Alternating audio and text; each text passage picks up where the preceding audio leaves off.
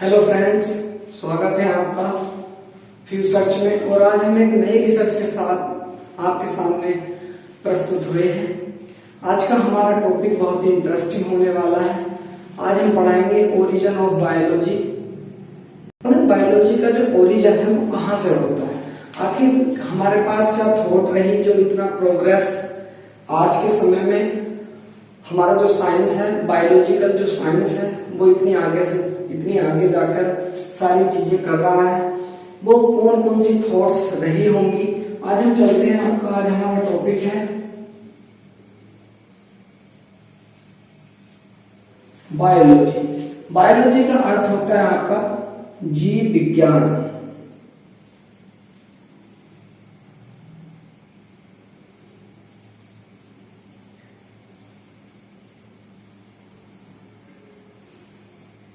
Biology का हमारा अर्थ होता है जीव विज्ञान, अर्थात जिस साइंस के माध्यम से या जिस तर्क के माध्यम से जीवों का अध्ययन किया जाता है, ठीक है, या विज्ञान की वह शाखा जिसमें जीव जंतुओं का अध्ययन किया जाता है, वो आपका क्या कहलाता है, बायोलॉजी कहलाता है।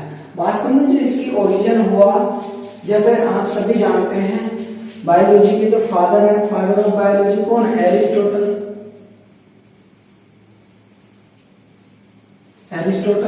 अर्थात एरस्तु है, ठीक है। तो एरस्तु को आखिरकार क्यों फादर ऑफ बायोलॉजी माना गया, इन सभी प्रश्नों के साथ में हम आपके सामने उपस्थित हुए हैं।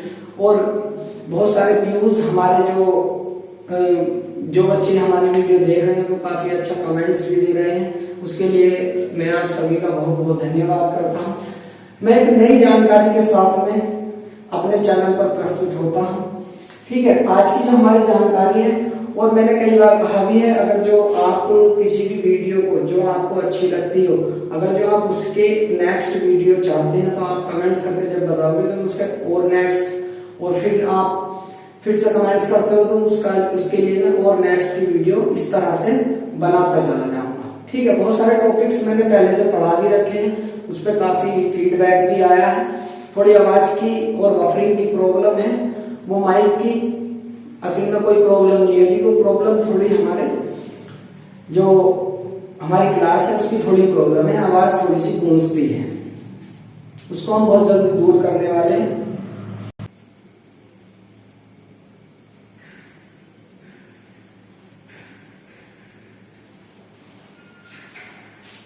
ठीक है। हमारी जो बुक है, जो एरिस्टोटल के द्वारा एक बुक लिखी गई थी, हिस्टोरिया एनिमलियम, ठीक है नहीं, ये एनिमलियम नामक एक पुस्तक थी, हिस्टोरिया एनिमलियम, जो किसने लिखी थी, एरिस्टोटल ने लिखी थी, जहां से हमारा बायोलॉजी का क्या होता है, ग्रोथ होता है। अब सवाल हमारे पास ये भी बनता है, क्या इससे पहले बायोलॉजी नहीं थी उससे पहले भी, लेकिन उससे पहले जो बायोलॉजी थी उसमें इतनी चीजों का विकास नहीं था, उसमें नॉर्मल चीजें दी गई थी, नॉर्मल तर्क दिए गए थे, और देसी उपचार द्वारा सभी रोगों का क्या किया जाता था, उपचार किया जाता था। लेकिन ये आपकी जो बुक लिखी थी एरिस्टोटल ने, हिस्टोरिया एनिमलियम, ठीक है, ये जो बुक है ये आपकी 12th सेंचुरी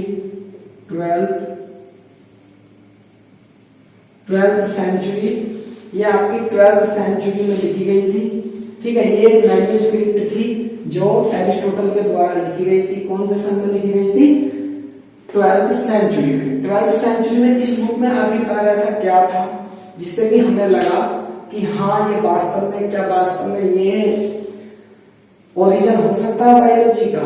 हाँ, तो इन्होंने बहुत सारी थ्योरी दी, इन्होंने बताया कि जो ये आपका जो प्रोसेस है ये वास्तव में क्या है। इन्होंने बताया द थ्योरी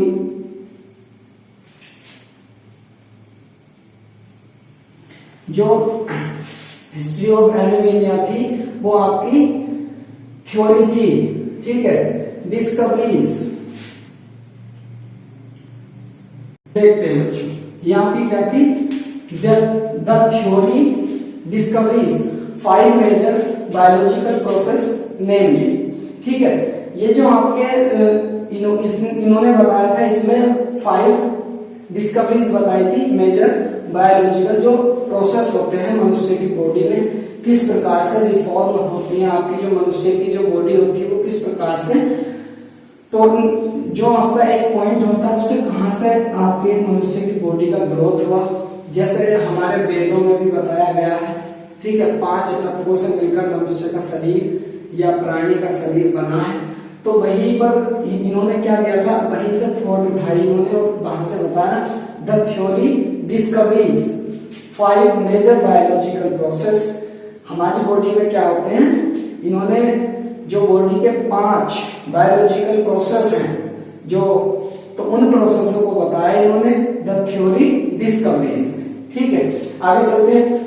मैं इनको हिंदी में बता के चल रहा हूँ, किसी को कोई दिक्कत ना हो, क्योंकि ये लगभग जो आपकी, क्योंकि ये जो एरिस्टोटल है ग्रीक आपके साइंटिस्ट रहे हैं, तो उन्होंने अधिकतम बातें जो दी थी वो ग्रीक लैंग्वेज में दी थी। उनको किसमें कन्वर्ट किया गया, इंग्लिश, और इंग्लिश में कन्वर्ट किया गया। तो इंग्लिश और ग्रीक में इन्होंने ये पुस्तक लिखी थी। तो इन पुस्तकों को बेसिकली हम अगर जो कहीं से भी पढ़ते हैं तो ये आपको इंग्लिश में ही मिल सकती है। ठीक है, इस वजह से मैं इंग्लिश थोड़ी लिख रहा हूँ, क्योंकि आपको सारे जो बायोलॉजिकल नेम है वो इंग्लिश में ही मिलेंगे। तो इस वजह से इंग्लिश और हिंदी में मैं आपको बाइलिंगुअल लैंग्वेज में आपको पढ़ाने की कोशिश करूंगा। आप देखते हैं, इन्होंने बताया था थ्योरी डिस्कवरीज, जो खोज का जो थ्योरी थी, जो सिद्धांत था, ठीक है, जो प्रिंसिपल था, वो क्या था, 5 मेजर बायोलॉजिकल प्रोसेस थे। मुख्यतः 5 आपके बायोलॉजिकल प्रोसेस होते हैं, जैसे कि आपको बताया भी जाता है कि 5 तत्वों से मिलकर मनुष्य का शरीर बना है। तो उसी तरह से हमारे इन्होंने क्या किए, 5 प्रोसेस दिए। अब उन 5 प्रोसेस में इन्होंने कौन कौन सी बातें बताई हैं वे मैं आपके सामने लेके चलता हूँ आपको। ठीक है,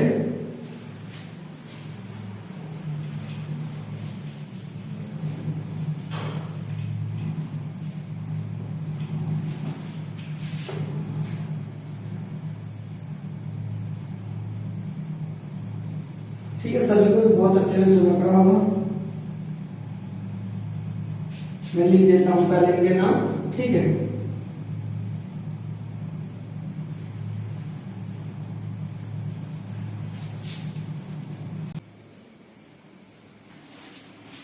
ठीक है, ये आपके 5 इन्होंने 5 जो आपके प्रोसेस ऑफ जो 5 बायोलॉजिकल प्रोसेस बताए हैं। सबसे पहला होता है आपका मेटाबॉलिज्म। मेटाबॉलिज्म क्या होता है आपका, उपापचय क्रियाएं होते हैं। उपापचय, जो उपापचय आपकी क्रियाएं होती है मनुष्य की बॉडी में। अब उपापचय क्रियाएं क्या होती हैं, जैसे हमारी बॉडी में किस प्रकार से हम भोजन करते हैं और उस भोजन से हमें किस प्रकार से हमारी बॉडी रासायनिक क्रियाओं के द्वारा एनर्जी क्रिएट करती है, और उस एनर्जी को हम किस माध्यम से या किन किन माध्यमों से अपनी पूरी बॉडी में क्या करते हैं, सर्कुलेट करते हैं, सर्कुलेशन करते हैं उस चीज का, और किस तरह हमारी पूरी बॉडी एनर्जी प्राप्त करके नेक्स्ट कार्य के लिए या ग्रोथ करती है या रिप्रोडक्शन करती है। ठीक है, थॉट करती है, सेंसिटिविटी मनुष्य की बॉडी में किस प्रकार आती है, और सेल्स का निर्माण किस प्रकार से होता है। तो ये सारी बात हमारी कहाँ आती है, मेटाबॉलिज्म। मेटाबॉलिज्म होता है आपका उपापचय जो क्रियाएं होती है। अब इसमें अगर जो आपकी मेटाबॉलिज्म जो क्रियाएं हैं, उपापचय क्रियाएं, तो अगर जो बहुत ही सूक्ष्म होंगी या बहुत कम मात्रा में होंगी, तो आपकी जो बॉडी है वो क्या रह जाएगी, आपकी बहुत ही पतली रह जाएगी। ठीक है, दुबला पतला शरीर आपका होगा। अगर जो आपकी क्रियाएं बहुत अधिक मात्रा में होगी तो शरीर का जो स्ट्रक्चर है वो बहुत ही फैटी हो जाएगा। ठीक है, आगे चलते हैं। जो नेक्स्ट आपकी क्रिया होती है वो होती है टेम्परेचर रेगुलेशन। ठीक है, जब मैं इनको लिख रहा था तो थोड़ी सी दिक्कत रहती है वॉइस की। ठीक है, तो बाइक वगैरह जैसे गुजरी थी तो मैंने इस वजह से थोड़ा सा वीडियो बीच में से कट कर दी है। ठीक है, तो उसको थोड़ा सा देख लेंगे। ठीक है, टेम्परेचर रेगुलेशन यानी कि हमारी जो बॉडी है उसमें तापमान का जो विनियमन है।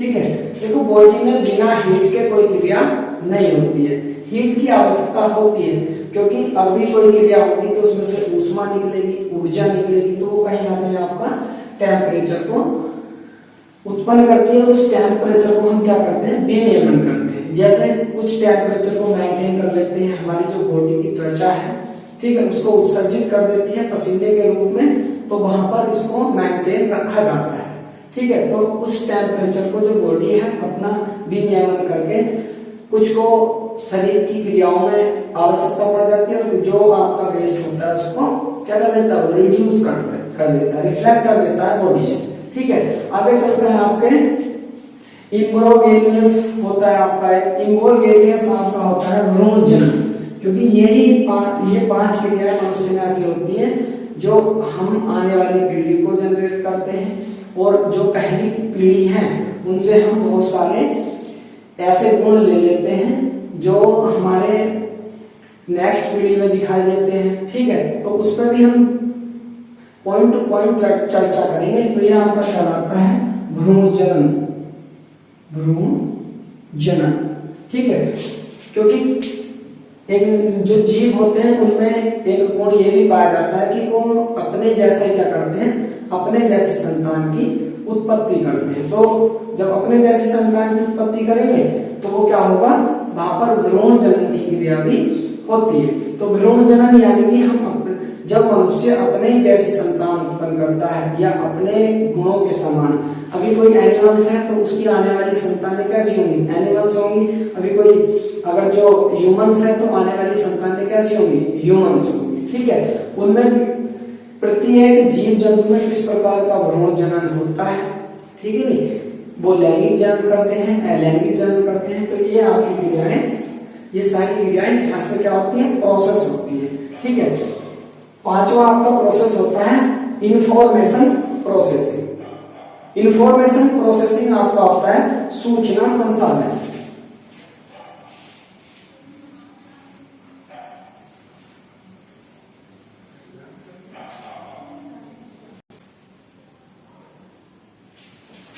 ठीक है, इंफॉर्मेशन प्रोसेसिंग आपका क्या होता है, सूचना संसाधन होता है। सूचना संसाधन में आपके जो बॉडी के जो संवेदी अंग होते हैं वे यहीं से क्रिएट होते हैं।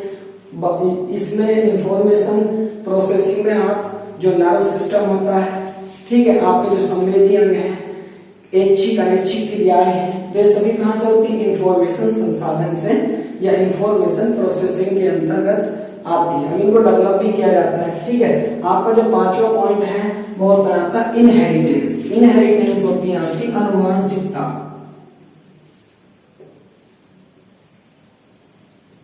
ठीक है। अनुवांशिकता मनुष्य का एक गुण होता है जो अपने जैसी संतानें उत्पन्न करता है। पीढ़ी दर पीढ़ी हमारे जैसे गुण हमारी आने वाली संतानों में भी उत्पन्न होते हैं, ठीक है। अब ये सारी क्रियाएं, अब मेटाबॉलिज्म किस प्रकार से कार्य करता है, ठीक है। टेम्परेचर जो विनिमय है आपका, रेगुलेशन है, वो किस प्रकार से बॉडी में कार्य करेगा। अभी हमारी बॉडी का जो टेम्परेचर है, ठीक है, वो किस प्रकार से इंक्रीज होता है, किस प्रकार से आपका डिक्रीज होता है, ठीक है। तो इसमें सारी क्रियाएं, और कौन सा पार्ट ऊर्जा का या तापमान को बढ़ाता है, कौन सा कम करता है, ठीक है। भ्रूण जनन में आपका आ गया कि किस प्रकार से भ्रूण का हम जनन करते हैं, ठीक है। किस प्रकार से आपका जो भ्रूण क्रिएट होता है, ठीक है, किस प्रकार से वो आगे अपनी पूरी प्रोसेस करता है। उसके बाद में आपका इंफॉर्मेशन प्रोसेसिंग अर्थात सूचना संसाधन, जिसमें आपका नर्व सिस्टम आ जाता है, ठीक है। बॉडी के जो बहुत सारी क्रियाएं ऐसी हैं जो हाइपोथैलेमस द्वारा क्या होती हैं, कंट्रोल होती हैं एज ए कंप्यूटर। तो इस तरह से उसमें हम कौन कौन चीजें पढ़ते हैं, इंफॉर्मेशन प्रोसेसिंग पढ़ते हैं। इसमें आपके माइंड से रिलेटेड जो चीजें होती हैं, जो माइंड से रिलेटेड पार्ट्स होते हैं वे आपके पढ़े जाते हैं, और आपका मेरुरज्जु, ठीक है, स्पाइनल कॉर्ड वगैरह आपके कहां से होते हैं, यहीं से होते हैं। जो संवेदी अंग हैं आपके 5 सेंसर्स आपके बॉडी में पाए जाते हैं, ठीक है। उसी प्रकार से आपकी क्या होती है, अनुवांशिकता होती है। इनहेरिटेंस अनुवांशिकता यानी कि जब एक मनुष्य जो पीढ़ी दर पीढ़ी गुणों का क्या होता है, आदान प्रदान होता है, ठीक है। प्रदान ही होता है, आदान नहीं होता, ठीक है। पहली पीढ़ी जिस तरह की होगी उसी तरह के गुण उस नेक्स्ट पीढ़ी में भी दिखाई देंगे। ठीक है, तो ये आपके होते हैं फाइव प्रोसेस, बायोलॉजिकल प्रोसेस बताए थे एरिस्टोटल ने अपनी फर्स्ट बुक हिस्टोरिया एनिमलियम। ये आपकी 12वीं सेंचुरी में ये मैन्युस्क्रिप्ट एरिस्टोटल के द्वारा दी गई थी। और इसी मैन्युस्क्रिप्ट के आधार पर, क्योंकि इतना बड़ा जो चेंजेस है, ये इतनी बड़ी थ्योरी किसी ने एरिस्टोटल से ना तो पहले दी और ना ही बाद में कोई दे पाया। बाद में दी इन्होंने, बाद में बहुत सारे वैज्ञानिक हुए हैं जिन्होंने नई नई थ्योरियां दी, लेकिन ओरिजिन जो माना जाता है वो यहीं से माना जाता है आपका।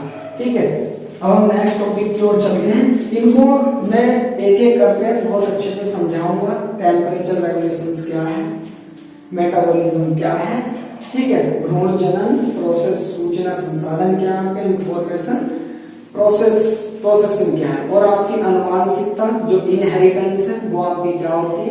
इन सारी चीजों पर भी हम चर्चा करेंगे। अब बात करते हैं कि मनुष्य की जो हमारी जो बायोलॉजिकल क्या होती है टर्म्स हैं, जो बायोलॉजिकल क्रियाएं हैं वो किस प्रकार से क्रिएट होती है। हम आगे चलते हैं नेक्स्ट आगे। ठीक है,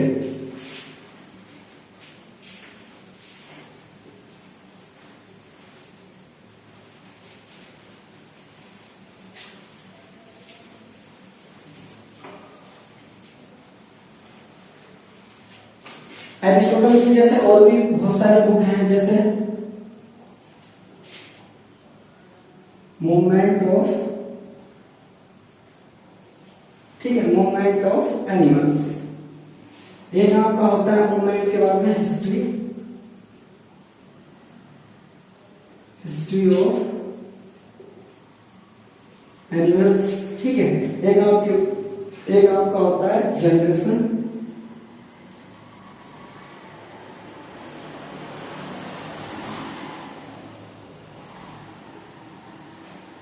ऑफ एनिमल्स। एक आपका होता है प्रोग्रेशन ऑफ एनिमल्स। ठीक है, और एक आप इन्होंने एक बुक दी थी ऑन द साउंड। ठीक है, इन्होंने बहुत सारी बुकें यहाँ पर बायोलॉजी से रिलेटेड दी हैं। ठीक है, जैसे मूवमेंट ऑफ एनिमल्स, यानी कि एनिमल्स ने किस प्रकार अपनी ग्रोथ की है, किस प्रकार एनिमल का उदय हुआ है और किस प्रकार से उनकी प्रोसेस हुई है, छोटी से बड़ी। ठीक है, किस प्रकार एनिमल आपको मूवमेंट करते हैं। हिस्ट्री ऑफ एनिमल्स, एनिमल की हिस्ट्री क्या है, कहां से वो क्रिएट हुए हैं, ये इन्होंने अपनी इस बुक में बताया था। जनरेशन ऑफ एनिमल्स, एनिमल्स की कितनी जनरेशन अर्थात उनकी जाति प्रजातियां होती हैं, उसके बारे में इन्होंने इसमें पूर्ण डिस्क्रिप्शन दिया है। और प्रोग्रेसिंग ऑफ एनिमल्स, एनिमलों ने किस प्रकार से अपना प्रोग्रेस किया है। और इनकी हम नेक्स्ट बुक पे चलते हैं ऑन द साउल। ठीक है, अब ऑन द साउल के अनुसार हम देखेंगे कि how to create soul in bodies. जैसे आपके बायोलॉजिकल बॉडीज होती हैं, जैसे प्लांट्स हैं, ठीक है, एनिमल्स हैं, ह्यूमंस हैं। ठीक है, तो ऑन द साउल यानी कि आत्मा। साउल क्या होती है आपकी, आत्मा होती है। तो इन्होंने आत्मा पर इन्होंने पूर्ण डिस्क्रिप्शन देने के बाद में बताया है कि किस प्रकार से मनुष्य में जो आत्मा होती है, जो सॉल होती है। देखो आज साइंस कितना भी आगे चला जाए, ठीक है, आपके कितना भी बड़ा कोई विद्वान हो, ठीक, आप मनुष्य की पूरी बॉडी का ट्रांसलेट कर सकते हैं। आप गुर्दे, लीवर वगैरह, ठीक है, आप लंग्स वगैरह आप कुछ भी चेंजेस कर सकते हैं। आई आप चेंज कर रहे हैं, आंखें चेंज कर रहे हैं, हैंड्स, कुछ भी आप चीजें चेंज कर सकते हैं। लेकिन अभी तक ऐसी पावर साइंस में भी नहीं है जो एक मरे हुए व्यक्ति में साउल को क्रिएट कर दे।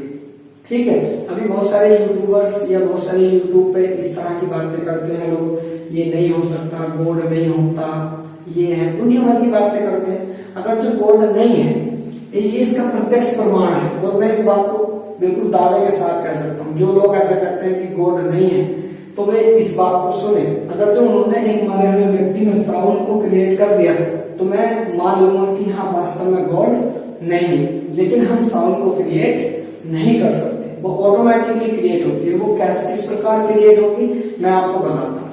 ठीक है, हम चलते हैं ऑन द साउल पर। साउल की क्या स्टोरी थी, इन्होंने किस प्रकार से उसको डिस्क्रिप्शन में दिया है। इन्होंने इसको 3 भागों में बांटा, प्लांट्स, ठीक है, प्लांट्स के बाद एनिमल्स हो गए, और थर्ड पार्ट में आपके हो गए ह्यूमंस। ठीक है, 3 पार्ट्स में इसको इन्होंने क्या क्या डिवाइड किया। अब इन्होंने बताया जो प्लांट्स हैं आपके क्या है, ठीक है, वे आपके वेजिटेटिव है, वेजिटेटिव है। और ये आपका वेजिटेटिव सॉल के नाम से जाना जाता है। वेजिटेटिव सॉल्स होती है आपकी, जो आपकी वेजिटेटिव होता है आपका वनस्पति, ठीक है। वनस्पति की जो सॉल होती है वो किस प्रकार से क्रिएट होती है। अभी आपके पास पेड़ पौधे हैं, आपके पास जानवर है, एनिमल्स है, ठीक है, आपके पास ह्यूमंस है। आप 3 प्रकार की चीजों का यहाँ पर अध्ययन करेंगे, क्योंकि आत्माएं लगभग इन्हीं में पाई जाती है, और यही चीजें आपकी क्या है, सजीव में गिनती होती है। ठीक है, अगर जो आपके बहुत ज्यादा, क्योंकि हम अति सूक्ष्म और सूक्ष्म जो कीट वगैरह होते हैं उनका भी अध्ययन करते हैं, लेकिन वो भी आपके किसमें आ जाते हैं, एनिमल्स वाले पार्ट। आगे चलते हैं एनिमल्स में। एनिमल्स में आपका सेंसिटिव, ठीक है, यहाँ पर आपकी क्या पाई जाती है, सेंसिटिविटी पाई जाती है। क्या पाई जाती है, सेंसिटिविटी सोल, यानी कि जानवरों में आपकी संवेदनशील क्या पाई जाती है, संवेदनशील। ठीक, यहाँ पर संवेदनशील सॉल आपकी पाई जाती है, जिसमें एक संवेदनशील होती है। लेकिन इसमें जो थर्ड आपका जो क्वालिटी है, वो थर्ड क्वालिटी ये है आपकी, इसमें मोबिलिटी होती है। मोबिलिटी आपकी होती है गतिशीलता, इसको हम क्या बोलते हैं, गतिशीलता। इनमें गतिशीलता होती है। भाई एनिमल्स आपके आ जा सकते हैं, लेकिन पेड़ पौधे आपके आ जा नहीं सकते। तो यहाँ पर आपकी क्या पाई जाती है, संवेदनशीलता पाई जाती है। भाई जानवरों में सेंसिटिविटी होती है, लेकिन पेड़ पौधों में सेंसिटिव या जो सेंस होता है वो नहीं होता, ठीक है।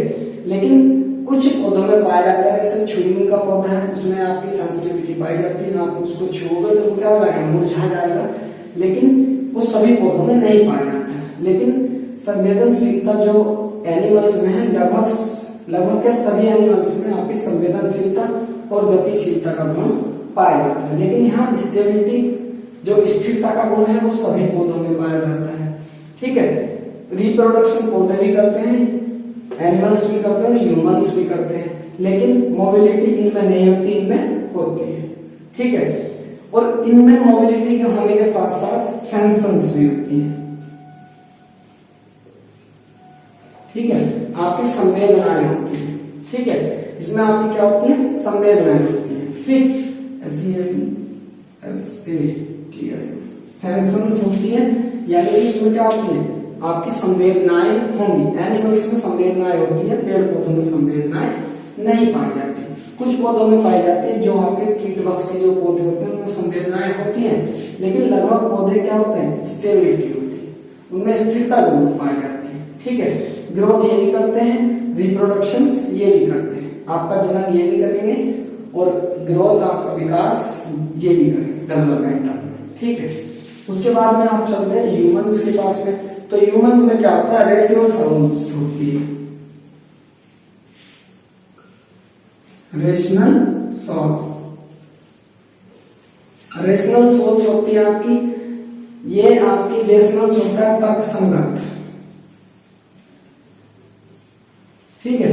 ये आपकी क्या होती है, तर्क संगत सोल होती है। तर्क संगत मतलब मनुष्य में तार्किक गुण होता है, जबकि पेड़ पौधों में या एनिमल्स में, या आपका एनिमल्स में, ठीक है, तार्किकता पाई जाती है, लेकिन बहुत कम पाई जाती है। जैसे आपके बहुत सारे जानवर हैं ऐसे, उनमें अब पाई जाने लगी, लेकिन उस समय में नहीं होती थी, ठीक है।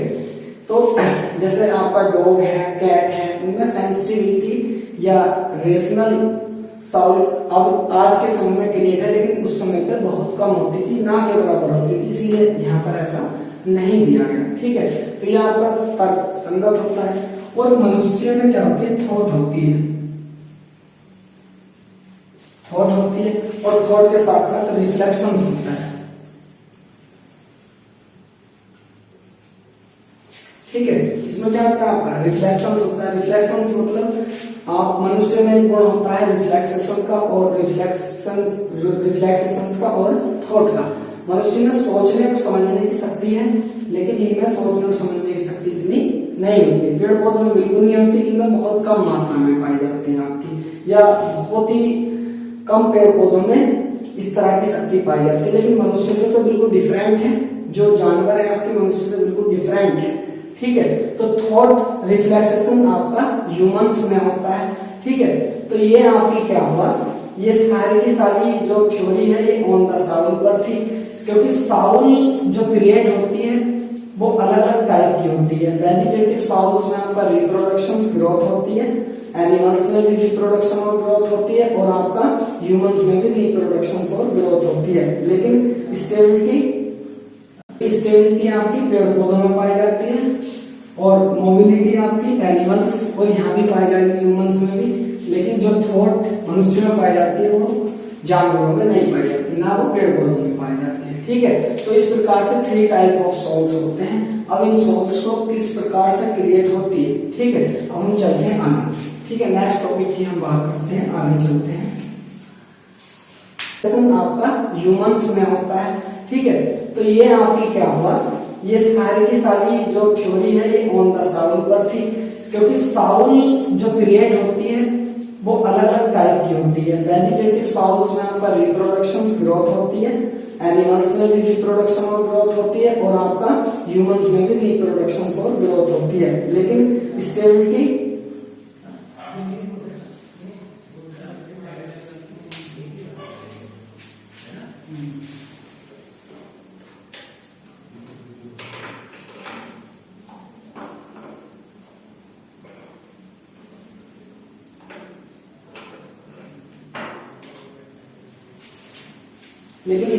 आपकी पेड़ पौधों में पाई जाती है, और मोबिलिटी आपकी एनिमल्स और यहाँ भी पाई जाएगी ह्यूमंस में भी।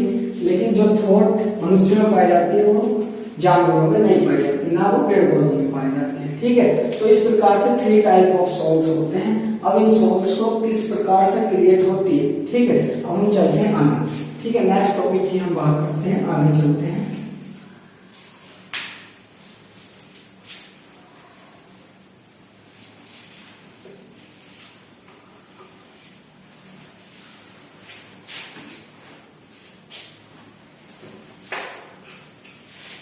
आगे चलते हैं सेल्स थ्योरी।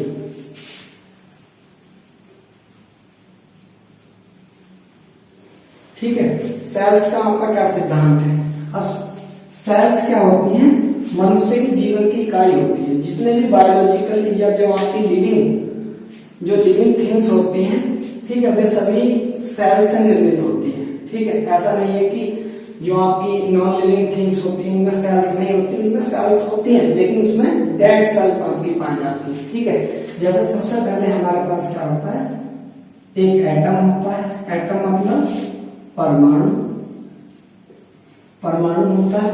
ठीक है, परमाणु की एक खास बात होती है कि इसमें इसके नाभिक में न्यूट्रॉन और प्रोटॉन पाए जाते हैं, और बाहरी कक्षा में आपका इलेक्ट्रॉन्स पाए जाते हैं। ठीक है, ये आपका क्या होता है, परमाणु होता है।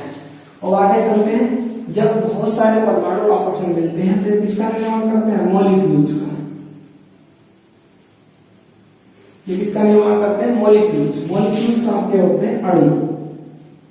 ठीक है, बहुत सारे या हम इस तरह से कह सकते हैं 2 या 2 से अधिक परमाणु आपस में संयोग के बाद में आपका किसका निर्माण करते हैं, मॉलिक्यूल्स का निर्माण करते हैं, अर्थात अणुओं का निर्माण करते हैं। और अणुओं का निर्माण करने के बाद अभी हम केमिस्ट्री में नहीं है या फिजिक्स में नहीं है, हम कहाँ हैं, बायोलॉजी में है। तो हम आगे देखते हैं, तो मॉलिक्यूल्स के बाद जो निर्माण होता है वो सेल्स का होता है। किसका होता है, सेल्स का। सेल्स आपकी होती है कोशिकाएं।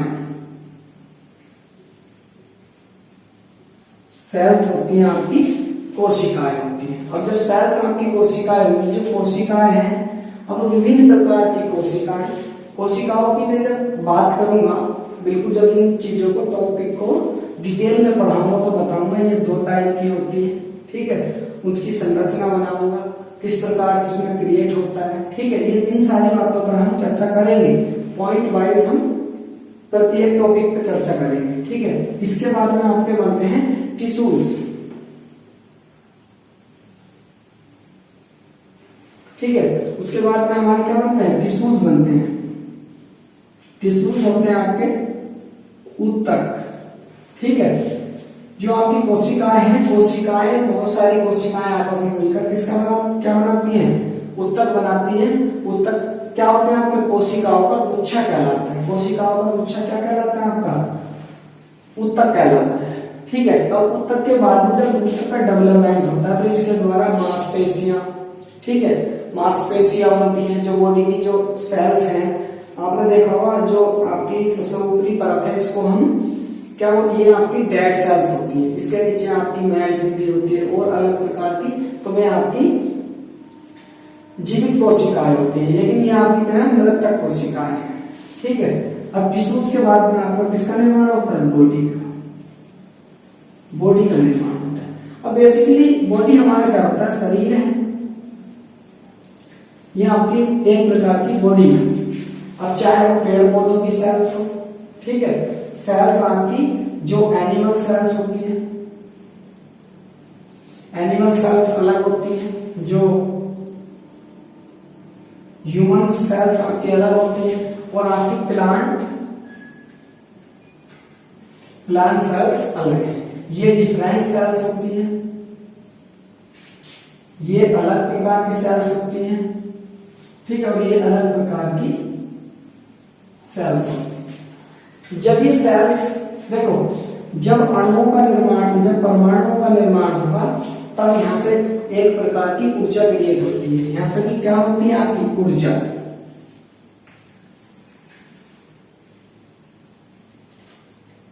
यहां से आपकी ऊर्जा प्राप्त हुई। तो ये ऊर्जा और प्लस अणु मिलकर आपका मॉलिक्यूल्स बनाते हैं, और जब ये मॉलिक्यूल्स बनाते हैं तो यहां से भी आगे क्या निकलती है, एनर्जी निकलती है। तो इस एनर्जी, ये भी ऊर्जा कहाँ हो जाएगी, स्टोर रहेगी इसके साथ में। और जब ये मॉलिक्यूल्स हमारे अणु सेल्स का निर्माण करेंगे, कोशिकाओं का निर्माण करेंगे, तो यहां से भी आपकी एक प्रकार की एनर्जी क्रिएट होती है, यहां से भी आपकी एक प्रकार की एनर्जी क्रिएट होती है, ठीक है। ये एनर्जी एक मैग्नेटिक फील्ड टाइप क्रिएट हो जाती है। तो ये एनर्जी फिर ये टिश्यूज बनाएंगी, तो इसके साथ में क्या होगा, कई प्रकार की आपकी एनर्जी उत्पन्न होंगी,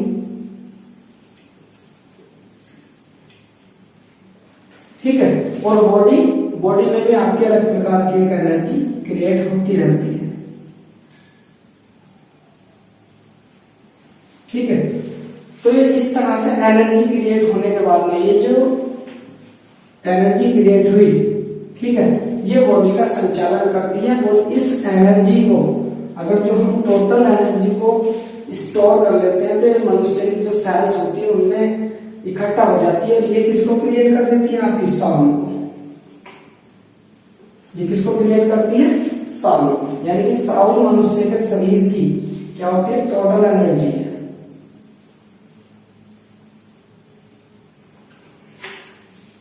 और ये बहुत ही डेंसिटी में होती है, लेकिन बहुत ज्यादा आपस में जुड़ी हुई होती है। तो यही आपका ये इस प्रकार की एनर्जी है। आपके पास क्या है, एक प्रकार का इंजन है, आपके पास क्या है, इंजन है। लेकिन इंजन में जब तक आप एनर्जी या किसी भी प्रकार की एनर्जी को इसमें नहीं स्टोर करेंगे तो ये आपका चलेगा नहीं, ठीक है। उसी प्रकार से जो एनर्जी स्टोर होती है आपकी बॉडी का निर्माण हुआ, तो उसी एनर्जी को हमने क्या बोल दिया, साउंड बोल दिया। लेकिन ये जो एनर्जी है एनिमल्स में अलग प्रकार की होगी, ह्यूमंस में अलग होती है, और प्लांट में अलग होती है, ठीक है। ये हर जगह जो एनर्जी है वो आपकी क्या होगी, बिल्कुल डिफरेंट होगी, ठीक है। और जब ये बिल्कुल डिफरेंट होगी तो ये मनुष्य में एक अलग प्रकार की इसी एनर्जी को, ये जो एनर्जी क्रिएट होती है, और किस प्रकार से इस एनर्जी को हम अपनी बॉडी में क्या कर सकते हैं, स्टोर करके रख सकते हैं, और किस प्रकार से इस एनर्जी को बढ़ाया जा सकता है। इसी एनर्जी के बढ़ने से, जैसे आपका इंजन होता है, अगर जो बहुत अधिक मात्रा में आपकी ठीक मात्रा में अगर जो आपको क्या मिलेगी, एनर्जी मिलेगी, जैसे इंजन का तेल बढ़ा देने पर इंजन की क्षमता बढ़ जाती है, उसी प्रकार से एनर्जी क्रिएट करने पर, अब एनर्जी क्रिएट आपकी कई प्रकार से होती है, इसी को लोग आध्यात्मिक रूप में ले लेते हैं। ठीक है, इस एनर्जी को, इसका जो अध्ययन है वो आपका क्या कहलाता है, जो आध्यात्मिक लोग आध्यात्मिक बोलते हैं, आध्यात्मिक एनर्जी है। ठीक है, वो यही प्रकार की एनर्जी होती है। ठीक है, और इस एनर्जी को मनुष्य अपने सेंसिटिविटी के हिसाब से चला सकता है।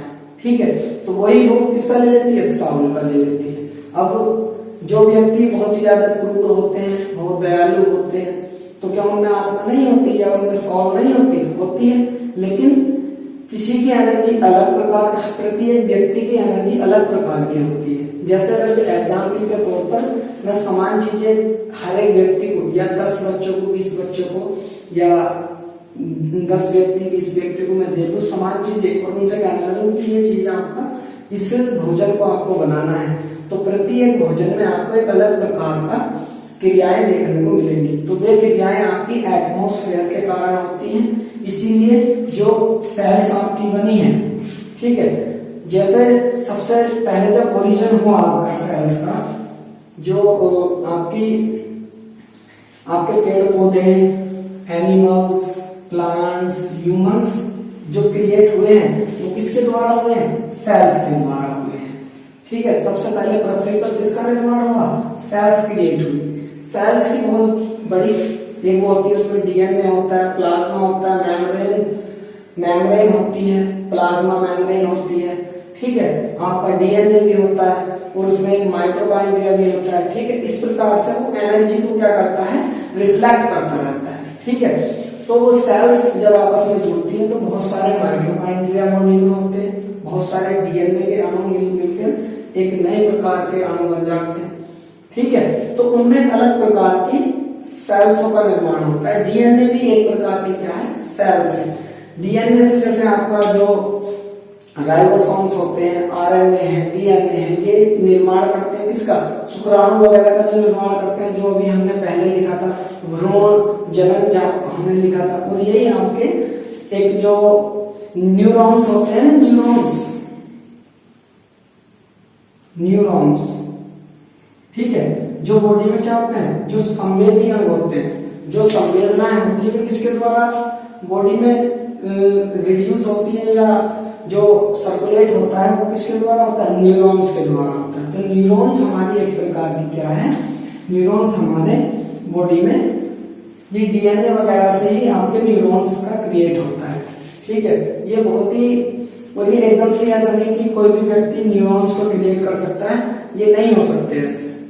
ठीक है, ये एक प्रॉपर वातावरण की हमें आवश्यकता होती है न्यूरॉन्स क्रिएट करने के लिए।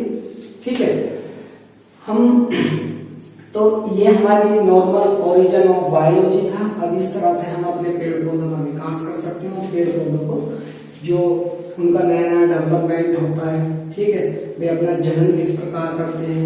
ठीक है, तो यहाँ पर आज पढ़ेंगे उनको। ठीक है, तो ये हमारा इतना ही था। इसमें किस प्रकार आपके साउल का क्रिएशन होता है वो इसी प्रकार होता है। ठीक है, आपके जो अणु है और प्रत्येक जीव जंतु की जो सबसे छोटी इकाई होती है वो क्या होती है, सेल्स होती है। लेकिन सेल्स में किससे मिलकर बनी होती है, मॉलिक्यूल्स, और मॉलिक्यूल्स एटम से मिलकर बने होते हैं, और एटम न्यूट्रॉन, प्रोटॉन और इलेक्ट्रॉन से होते हैं। ठीक है, इस तरह से। लेकिन ये जो इलेक्ट्रॉन होंगे अलग होंगे, ठीक है, लेकिन फिजिक्स में जो इलेक्ट्रॉन होते हैं वे अलग होते हैं।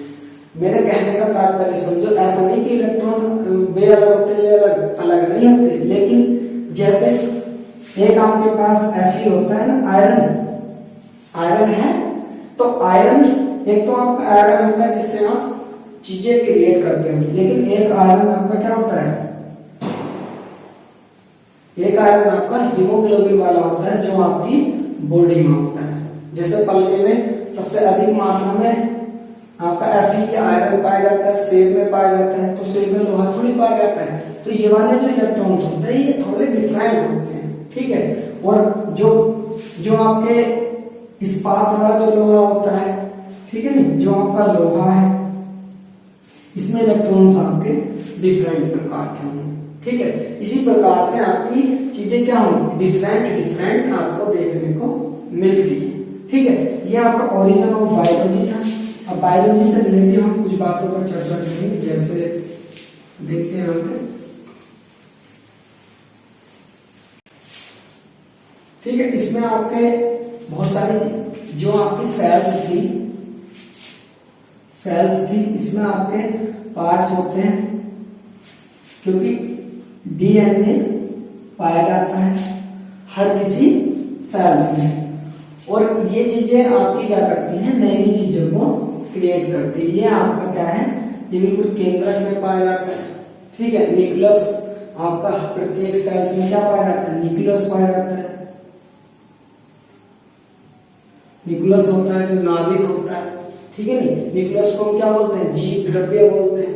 ठीक है, तो इस प्रकार से हमारी चीजों का निर्माण होता है। ठीक है, आई होप कि सभी को बहुत अच्छा टॉपिक लगा होगा। ठीक है, मैं आशा करता हूं कि इसी प्रकार से आपके व्यूज और कमेंट्स हमें मिलते रहेंगे, तो हम नेक्स्ट टॉपिक पर इस तरह की आपके सामने वीडियो प्रस्तुत करते रहेंगे। Thank you.